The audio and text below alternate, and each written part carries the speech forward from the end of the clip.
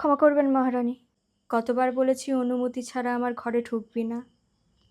ক্ষমার চোখে দেখবেন মহারানী, আসলে মহারাজা আপনাকে ডাকছে রাজসভায় নতুন রানীর বরণের জন্য।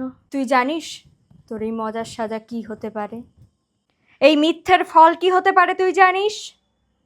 মানে চলে যা, চলে যা এখান থেকে, চলে যা, চলে যা, চলে যা। এই দাঁড়া, শোন, নতুন রানীকে আমার পক্ষ থেকে বলবি এই রাজমহলের স্বাগত। এনে নতুন রানীকে দিয়ে দিস।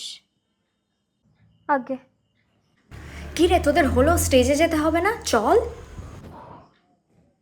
হ্যাঁ হ্যাঁ তাড়াতাড়ি কর। ও হ্যাঁ, এগুলো আবার খুলে ফেললাম কেন? চল।